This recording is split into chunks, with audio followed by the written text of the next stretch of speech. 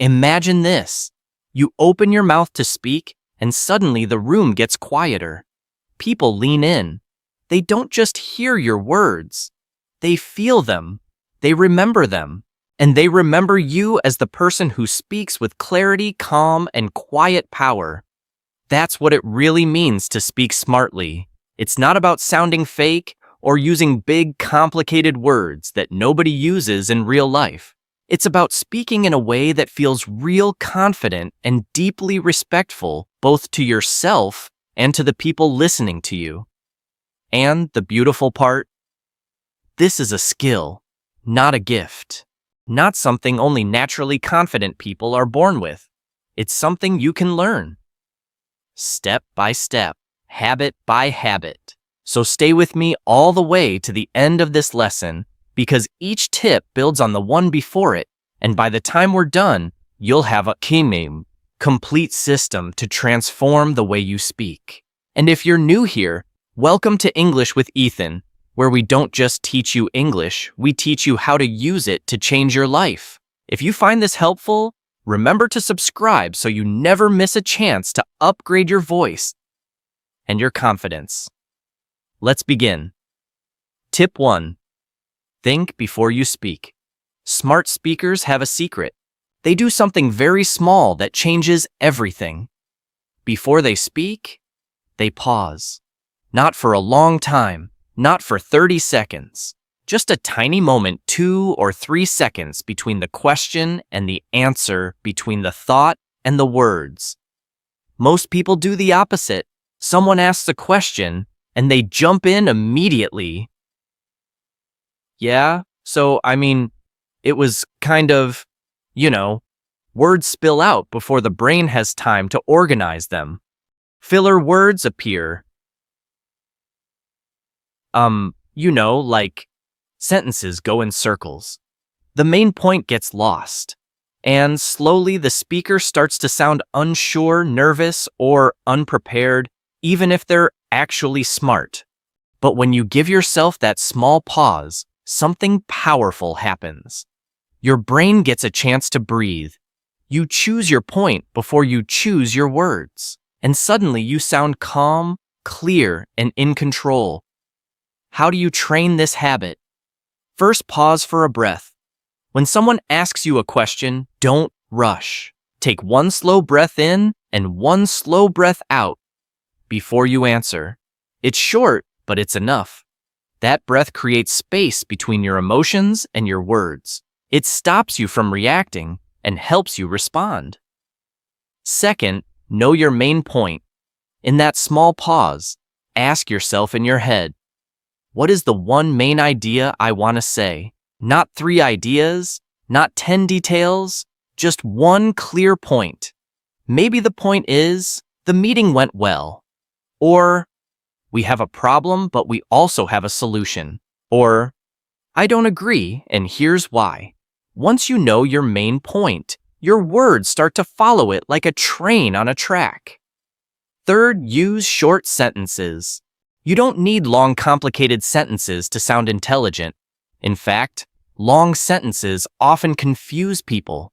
Short, simple sentences are easier to understand. They land with more impact.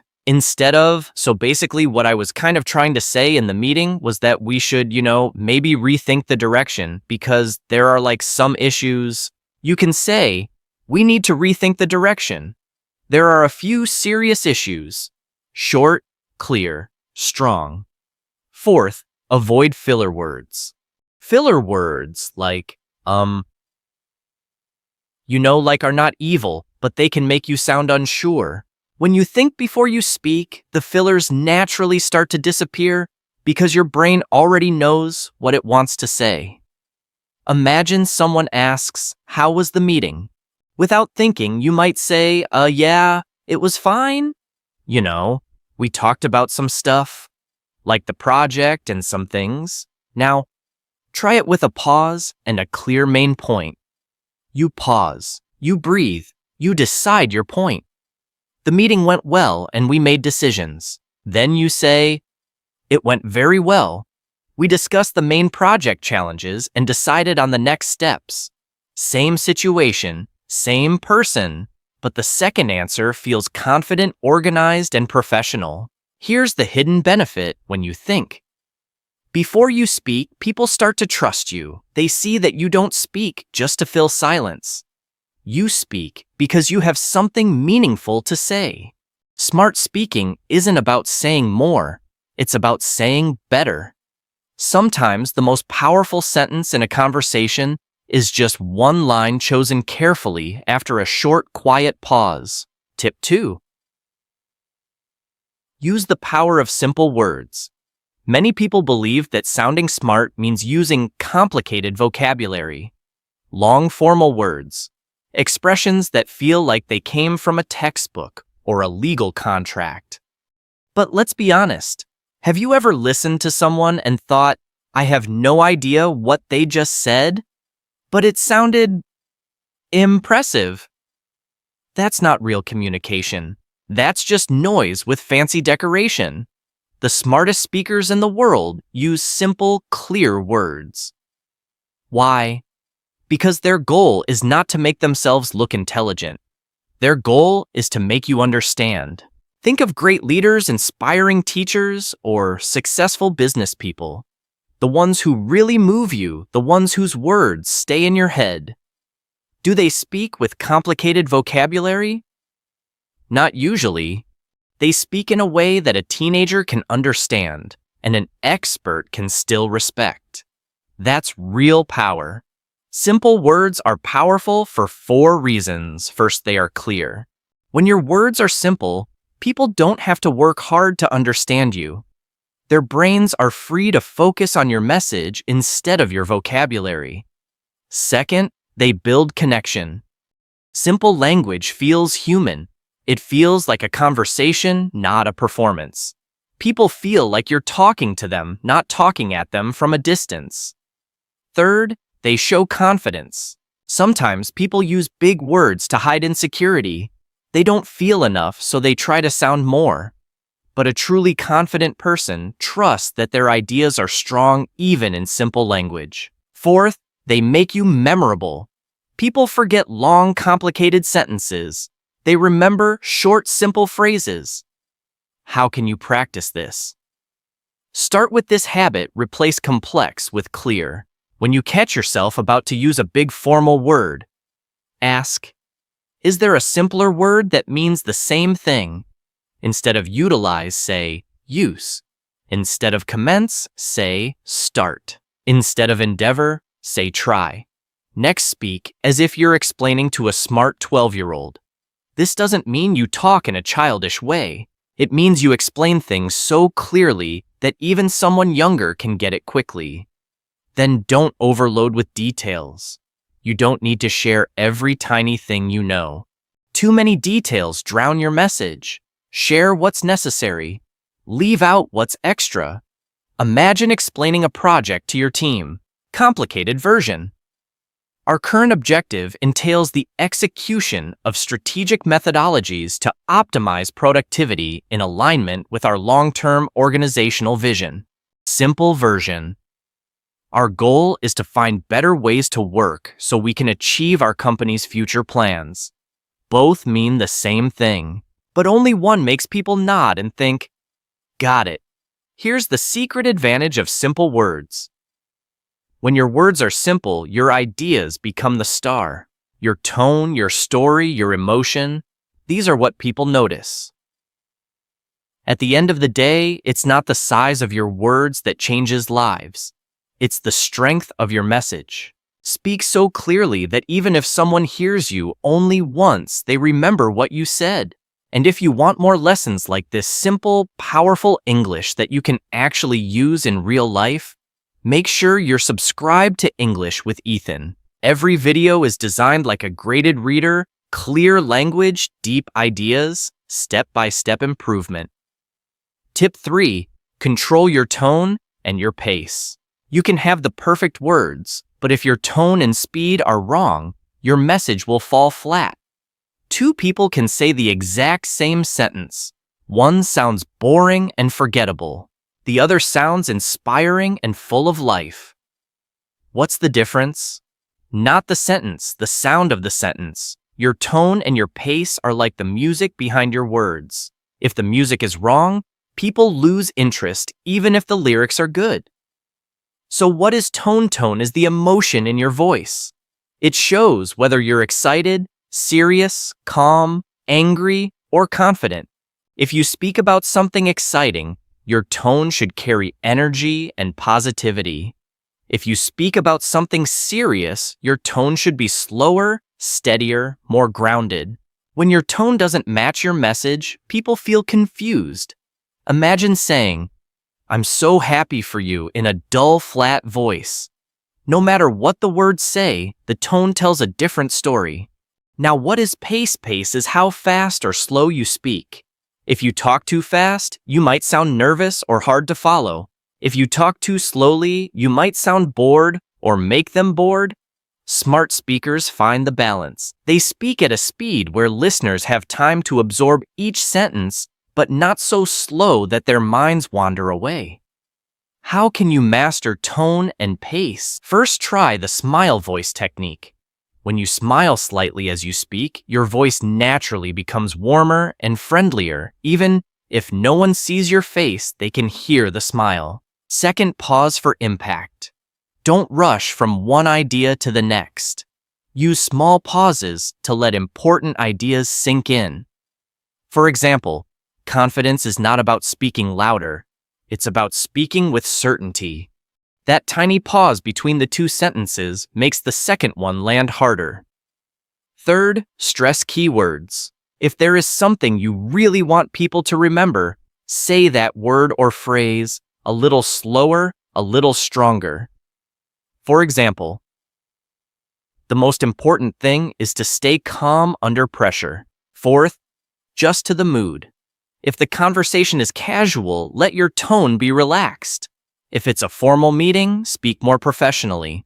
If you want to inspire, put energy and warmth into your voice. Now listen to this sentence in your mind. You can achieve your dreams if you work hard every day and never give up on what you believe in. Said in a flat, fast tone, it disappears. Said with warmth, with a gentle pause before achieve your dreams and emphasis on never give up, it suddenly touches the heart. Here's a powerful exercise. Record yourself. Most people never do this. But when you record your voice and listen back, you instantly hear if you sound too flat, too fast, or too low in energy. Then you can experiment. Add more pauses, more energy, more softness in serious parts. Your words are the vehicle. Your tone and pace are the fuel. With the right fuel, your words don't just reach people's ears, they reach their emotions. Tip 4. Listen. More than you speak. This one surprises a lot of people. We're talking about speaking smartly, and suddenly the advice is talk less. But this is one of the deepest secrets of powerful communication. The smartest speakers are almost always the best listeners. Why? First, listening gives you knowledge before you speak. When you listen carefully, you collect facts, emotions, and context.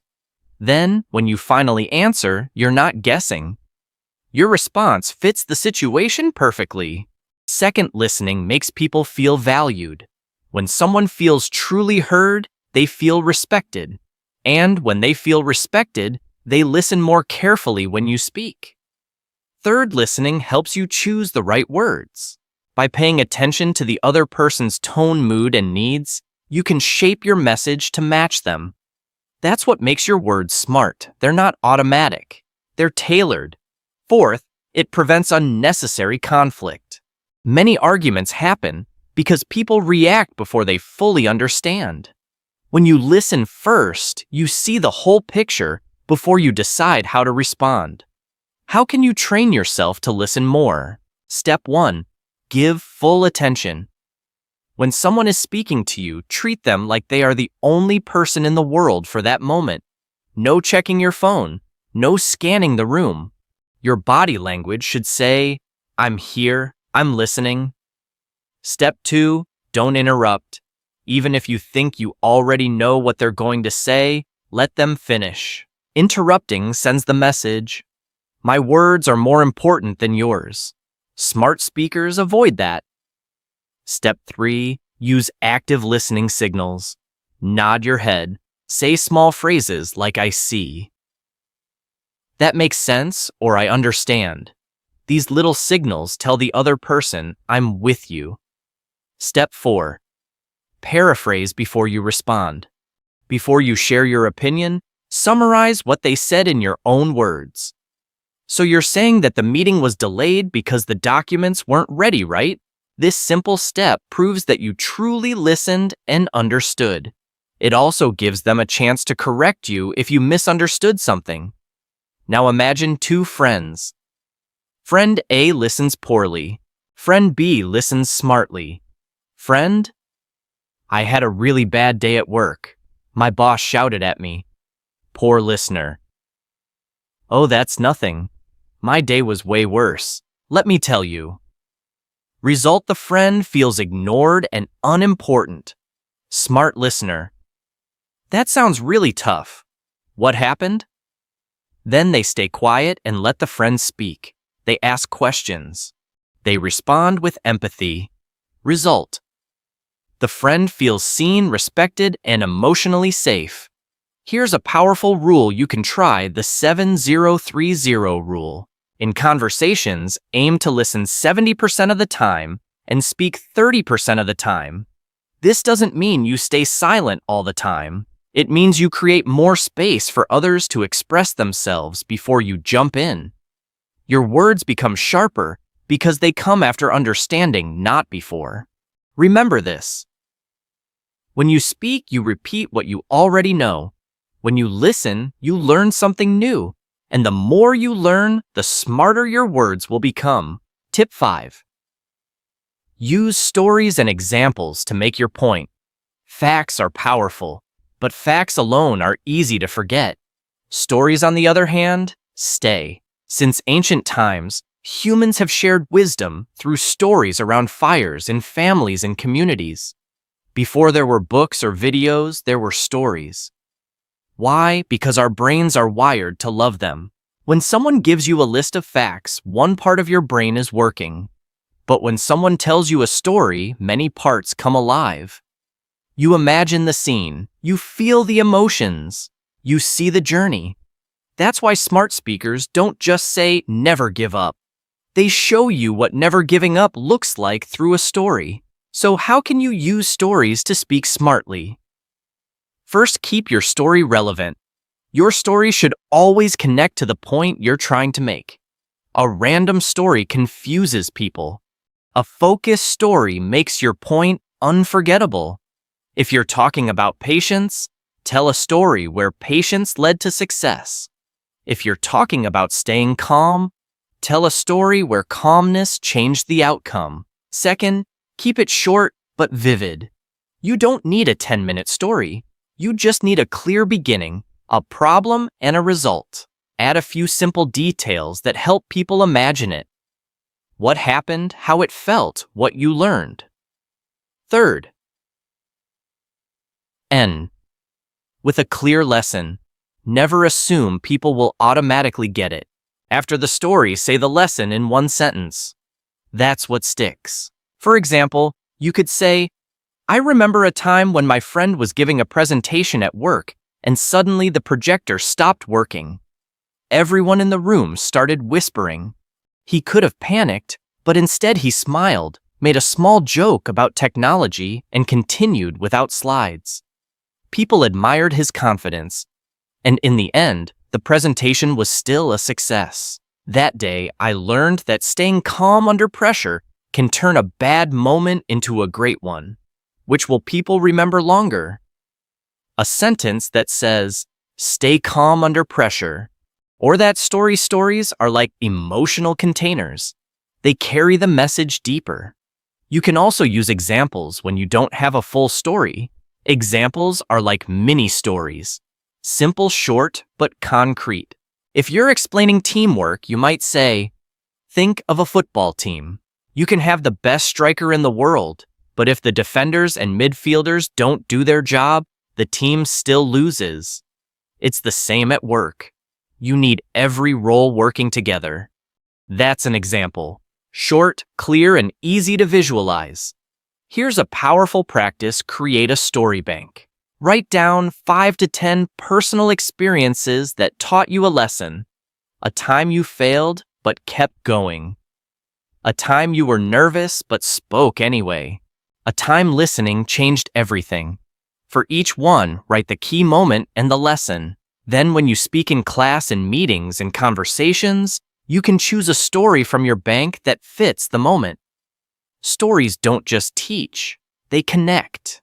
People might forget your exact sentences, but they'll remember how your story made them feel. And because of that, they'll remember the lesson inside it. Tip 6, choose your words carefully and speak with purpose. By now you've seen that smart speaking isn't just about talking. It's about thinking, feeling, listening, and connecting. Now we go even deeper in tension. Smart speakers don't throw words into the air and hope something works. They choose their words like a builder chooses bricks on purpose. Every sentence has a job. Every phrase has a reason. Why does word choice matter so much? Words are like seeds. When you plant them in someone's mind, they can grow into thoughts, emotions, and actions. But not every seed grows the way you want. A careless word can hurt someone. A vague word can confuse. A harsh word can close a door that might have stayed open. Imagine these two sentences. You failed the project. The project didn't go as planned, but here's how we can fix it. Both talk about something that went wrong. But the first sentence attacks the person. The second sentence focuses on the solution. That's the power of careful word choice. Speaking with purpose means you know why you are speaking before you start. Ask yourself, am I speaking to inform? Am I speaking to inspire? Am I speaking to solve a problem? Am I speaking to build or protect a relationship? When your purpose is clear, your words become sharper and more powerful. Here are some practical steps. First, avoid unnecessary filler phrases. Phrases like kind of, sort of, and basically can weaken your message. Instead of, I think maybe this could kind of work, try this will work because. Second, replace negative words with neutral or positive ones. Negative language often closes people's minds. Positive or neutral language keeps them open. Instead of, this is a problem, say this is a challenge we can solve. Instead of, I can't do this, say I haven't found the way yet. Third, be specific. Vague language makes people doubt you. Specific language builds trust. We'll do it soon is vague. We'll finish it by Friday is specific. Fourth, match your words to your audience. If you're talking to children, keep your language simple and playful. If you're talking to professionals, keep it clear and respectful. Fifth, avoid overcomplicating things. Clarity is more impressive than complexity. Let's compare careless words. Honestly, this idea is bad. We should do something else. It's direct, but it's also rude and creates defensiveness. Smart words. I see your point. Maybe we can improve it by trying this approach instead. Still honest, still clear, but now it's respectful and focused on solutions. Here's a powerful mental tool, the 3 filters. Before you speak quickly, ask yourself, is it true? Is it necessary? Is it kind? If your words pass all 3, they're probably worth saying. When you speak with purpose, something interesting happens. People interrupt you less. They quote your words later. They start to see you as thoughtful and reliable, even if you're quiet most of the time. And remember, short, memorable phrases, what we can call word hooks, are incredibly powerful. Less talk, more action. Clarity is power. Listen. Twice, speak once. These little hooks stay in people's minds long after the conversation ends. So choose your words as if they matter, because they do. Tip 7. Build confidence through practice and self-belief. This final tip holds everything together.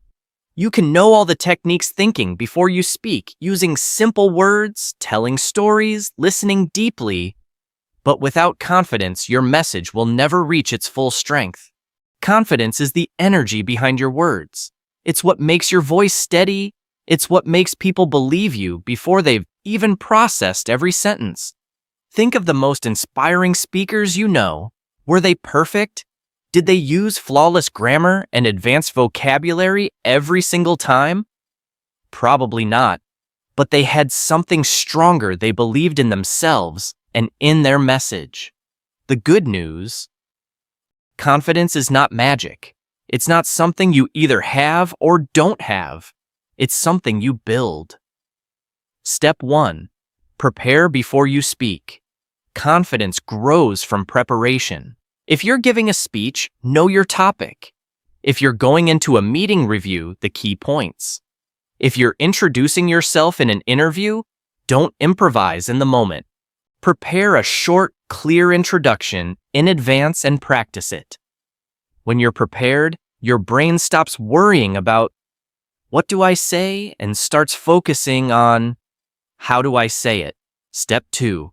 Practice out loud. Thinking your words in your head is not enough. Your mouth, your tongue, your voice. They all need practice too. Read out loud. Rehearse your answers out loud. Explain ideas out loud when you're alone. The first time you say something should not be the real situation. Step 3. Use confident body language. Your body speaks before your words do. Stand or sit up straight. Keep your chin slightly up. Use open hand gestures instead of crossing your arms. Make regular eye contact. Even if your words are simple, confident body language makes people feel safe listening to you.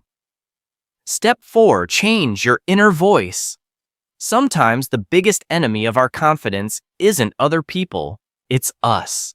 That little voice that says, "What if I sound stupid? What if I make a mistake?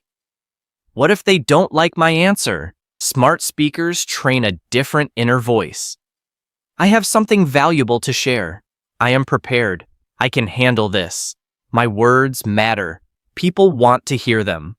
The way you speak to yourself decides how you speak to others. Step 5. Start small, grow big. You don't need to begin by speaking in front of 500 people. Start with small challenges. Share your opinion once in a group conversation. Ask one question in a meeting or class. Practice a 1-minute story with a friend. Each time you speak, you collect a tiny confidence win. Over time, these wins build a foundation.